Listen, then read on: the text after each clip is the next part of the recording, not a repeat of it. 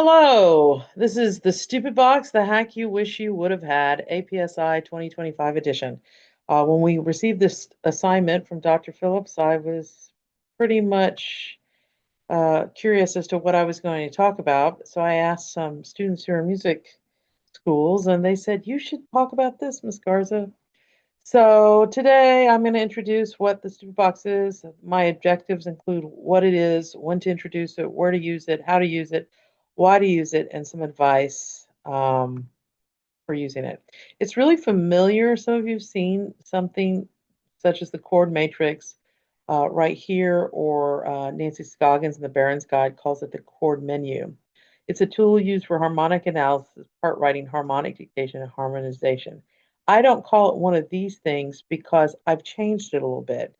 And so, not to confuse them, I gave it the name of the stupid box. There's a story there, but I won't go in.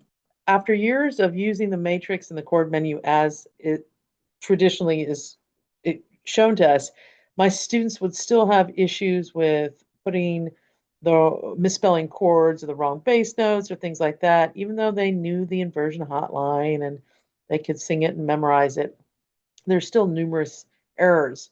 So what I've done over the years, I've added the inversion symbols to the side, which has really improved their overall success, and they rarely make errors now. So the steps here, I'm going to kind of just blow through these. You can stop and pause if you want to read them. But what's really most important is that they don't skip steps, that they know the key that they're going to do, and then they stick to the and they do the steps in order. When you teach this, or if you introduce this, make sure you introduce the steps. There is a reason why, and this is from 7 years of using it, 8 years of using it this way, why I do it. Um, they can't forget accidentals, especially in minor and the raised seventh scale degree. They need to use and memorize proper case, even though it may not seem to matter on the AP exam. College professors want it to matter. And know that part of the success is if you hold them accountable in how they use it. So if they're going to use it on a quiz and you see a stupid box in the corner, make sure you grade it and give them feedback on, is the stupid box correct or incorrect? Of course, they need to know the key and it must be correct. And then they draw these lines and then they write in the letters and the Roman numerals. I'll show you what it is in a minute. I have them do the letters first without the accidentals. And here's the reason why. Because I've, they go back and write in the accidentals. And when they do that, they reiterate the skills of knowing what key, how many accidentals in each key. So it sort of helps them. For example, if they're writing a stupid box for E flat major, they'll write in all the letters and then they'll go B flat, E flat, A flat on one line, and then B flat, E flat, A flat on the next line, and then B flat, E flat, A flat on the next line. So they're just kind of just really working key signatures.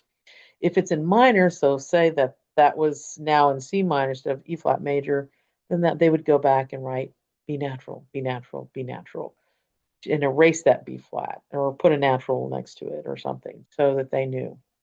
I also then have them erase the fourth note in chords 1, 3, 4, 4, and 6 because they don't see that.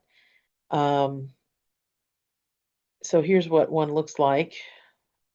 You can pause it. Here it is here's another one in minor with the raised seventh scale degree. And here it is in D major again, and I've just blocked out those chords. So, and you can pause this at any time. Here's the steps to how they use it. They look at the bass note in question in FRQ 5. They look at the bass note and the figures, and they find where those things match in the box, and they look down to find the correct Roman numeral, and they write it back in there, just like a little circle. And here it is in FRQ6. They look at the Roman numeral, the inversion, find the note where those two things meet in the box, and that's the bass note. So they're always getting the bass note right. The pros and cons. The pros are it's super versatile. They use it on FRQs 3 through 7, always harmonic minor, just to keep it simple. It reinforces the key signature skills and diatonic, and they're rewriting this over and over again. So they're really beginning to understand triads and things. It minimizes the costly mistakes that can be 5 points off a question. Super effective, and the students actually kind of, because it's effective, they see it as sort of like musical Sudoku. Sud- Sudoku, yeah, there it is, Sudoku. So it's like a little puzzle. It needs an introduction, and if they're using it, you need to give them feedback so they're using it right. It can be time consuming. It takes about a minute to do a stupid box. My college, the students in college who are using it say eventually it becomes a hindrance, but that just tells me it's not really a crutch, but it's more of a training wheel. Um, their fellow students often ask what they're doing, and they share the stupid box to their friends and how it's different, and it seems to be really effective with their friends. And everyone seemed to agree it should be the one thing that I should talk about today. So I hope that was helpful.